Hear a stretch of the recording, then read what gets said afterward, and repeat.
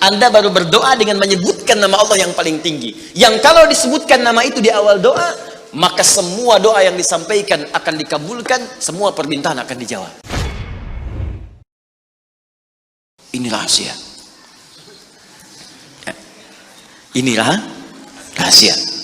Ada seorang sahabat, hadisnya sahih, dikutip kemudian oleh Sayyid Qutb juga dalam kitabnya Al-Aqaid Al-Islamiyah. Syekh Muhammad Nasruddin Al-Albani pun mensahihkan hadis ini. Ketika Nabi selesai kemudian menunaikan salat, terdengar seseorang berdoa. Perhatikan doanya. Doanya menggunakan pembuka surat Al-Ikhlas. Saking yakinnya Siddiq dengan ayat ini, dan dia mengamalkan kandungan isi surahnya, dia membuka doanya dengan surah ini. Saking yakinnya dengan surah ini. Perhatikan kalimatnya.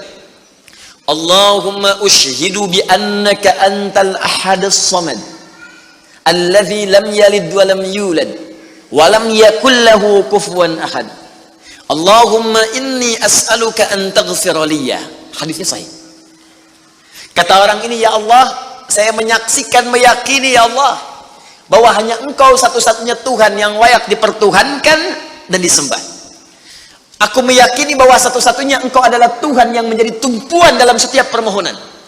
Engkau tidak beranak dan tidak diperanakan, dan tidak ada sekutu bagimu. Aku nggak minta banyak ya Allah, aku hanya mohon ampuni dosa-dosaku. Begitu selesai kalimat itu diucapkan, terdengar oleh Nabi. Apa keterangan Nabinya? Perhatikan kalimatnya. At-tadri bimadza du'i? Ya fulan, tahu nggak Anda itu baru mengucapkan kalimat apa tadi? Apakah engkau paham? Engkau baru mengucapkan kalimat apa tadi dalam berdoa?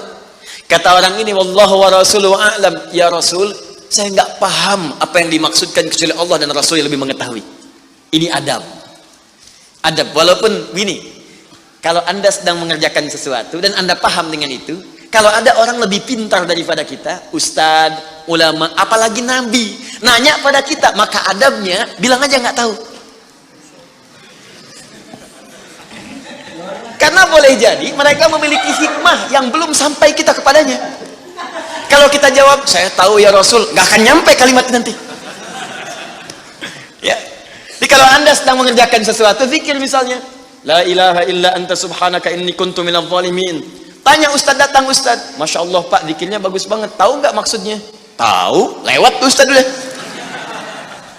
Bilang aja belum ustaz, Allah Rasulullah alam. Oh begitu. Kalau belum kenapa dibaca? Ya saya pernah dengar saja, maka diterangkan. Begini maksudnya pak, begini. Anda dapat ilmu baru. Makanya sahabat seringkali kalau ditanya Rasulullah, bilangnya Allah Rasulullah alam, Allah Rasulullah alam, supaya dapat ilmu baru. Itu diantara rumus di ilmu hadis. Ini kadang-kadang orang kita sekarang sahabat bukan, tabiin bukan, tanya tahu semua. Bahkan saat ditanya buka Google dulu. Ya udah, ngapain ada ustaz? Allah wa Rasulullah alam. Maka apa jawab Nabi? Laqad da'auta bi asma'illahil a'zam. Di riwayat lain bismillahil a'zam. Idza du'iya biha ajab wa idza su'ila biha a'ta. Tahukah Anda? Kata Nabi, Anda baru saja berdoa dengan menyebutkan dengan yakin semua sifat-sifat Allah yang maha tinggi. Nama-nama Allah yang tertinggi. Nama Allah yang tertinggi, nama tauhidnya, Al-Ahad, nama tertinggi. Karena dengan itulah nama ini Allah ditakdiskan, dikuduskan. Dengan nama ini Allah disembah, dan dengan nama ini Allah dipertuhankan. Kata Nabi, Anda baru berdoa dengan menyebutkan nama Allah yang paling tinggi. Yang kalau disebutkan nama itu di awal doa, maka semua doa yang disampaikan akan dikabulkan, semua permintaan akan dijawab. Tapi apakah semua orang yang membaca doa itu diawali dengan surah tadi akan dijawab? Belum tentu. Kalau tidak ada praktek sedikit dalam jiwanya. Orang dulu minta dijawab, orang sekarang sama kalimatnya. Usyhadu bi annaka antallahul ahad, as-samad, alladzi lam yalid wa lam yulad wa lam yakul lahu kufuwan ahad. Ya Allah, lancarkan rezeki saya. Tetap aja lambat dari atas. Kenapa? Karena inti ayat itu tidak dipraktekkan dulu. Diyakinkan dalam jiwa kita, benarkan ayat itu, amalkan, pakai dalam doa. Jadi, dan itu buktinya. Kemudian apa ciri orang yang akan cepat kemudian dirahmati oleh Allah dengan menjadikan 4 contoh yang kemarin sebagai model? Nabi, Siddiqin, Syuhada, satu lagi Salihin, orang yang mengumpulkan amal soleh. Ingat, semua Bapak Ibu sekalian, ingat kalimat ini. Saya perlambat sedikit. bonus yang Allah berikan kepada orang yang menjadikan 4 ini sebagai model dalam kehidupan, bonus cepatnya, maka amalan yang ia kerjakan akan mempermudah doa dia dikabulkan. Tadi saya contohkan Siddiqin kan, syuhada nggak usah ditanya, orang-orang para syuhada itu bahkan sebelum wafatnya diberikan jalan-jalan kemudahan oleh Allah. Bahkan sebelum wafat kalau benar syahidnya, itu banyak doanya yang dikabulkan. Bukankah para ulama bagian dari mujahid fisabilillah? Berapa banyak para ulama yang mengangkat tangannya dikabulkan? Imam Ahmad bin Hanbal pernah lewat, kemudian ada seorang mengatakan, "Syekh, anak saya sakit, tolong doa kepada Allah." Kata Imam Ahmad, "Kamu ini doa-doa sendiri," katanya. Imam Ahmad ingin mengajarkan, kamu kan masih punya lisan, kamu masih punya kemudian kekuatan, minta dulu sama Allah supaya ada ikhtiar. Orang itu tiba-tiba pulang, ya dengan perasaan dia agak kecewa karena Imam Ahmad tidak mendoakannya. Ternyata ketika dia pulang, Imam Ahmad berdoa kepada Allah, "Ya Allah, sembuhkan anak si fulan itu." Pulang, anaknya sembuh. Allahu Akbar. Di doa ulama itu kalau benar kealimannya, kalau benar ilmunya dan khasyahnya kepada Allah, itu hujah di lisannya, bahkan firasatnya nyata. Kadang dikasih dalam mimpi, kadang kemudian bermohon kepada Allah tanpa diketahui. Ada solihin juga demikian. Bahkan turun Quran surah ke-5 ayat 35. Ya. Paling kanan sebelah bawah, "Ya ayyuhalladzina amanu taqullaha wabtaghu ilaihil wasilah."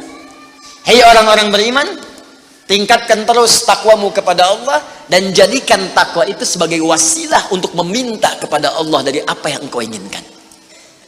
Dan kalau Anda cari takwa di Quran, bentuknya amal soleh. Tidak pernah kalimat takwa disebutkan dalam Al-Quran kecuali pada umumnya akan menyebut amal soleh. Contoh, kalimat takwa pertama langsung disebutkan orangnya di Al-Baqarah ayat 2. "Dzalikal kitabu la hudal lil." Siapa muttaqin orang takwa di sini? Sebutkan ayat 3 dan 4-nya. "Alladzina yu'minuna bil ghaib wa yuqimunas." Lihat sini.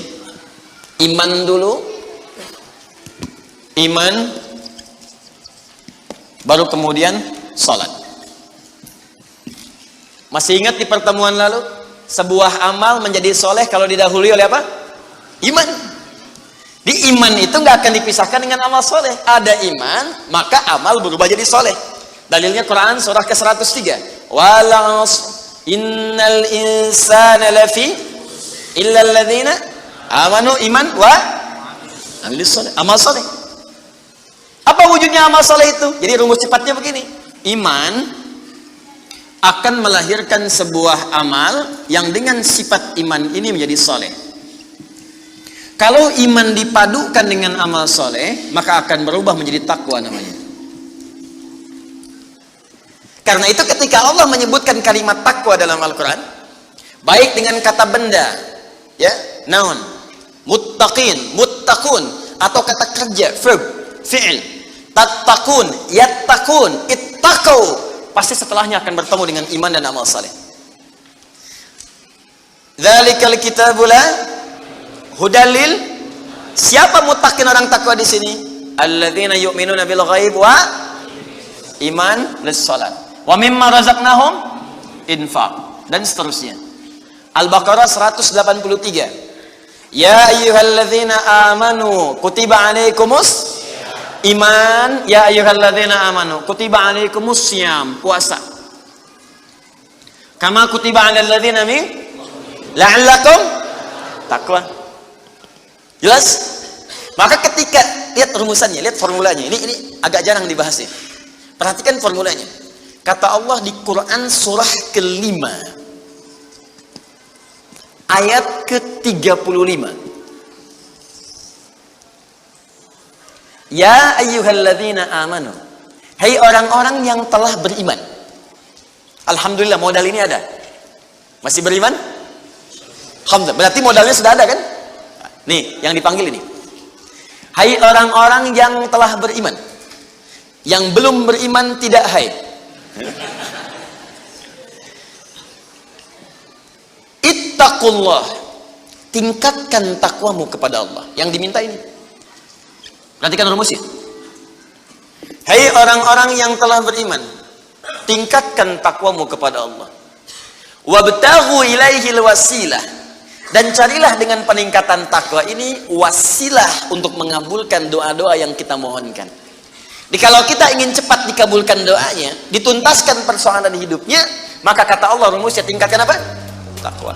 Sekarang kita ingin tingkatkan takwa, apa rumusnya? Takwa itu formulanya iman plus. Nah, intinya di sini amal soleh. Jadi kalau kita kumpulkan amal soleh, kumpulkan, itu salah satunya ciri meningkatkan takwa. Kenapa takwa ditingkatkan? Untuk mengentaskan problem kehidupan kita.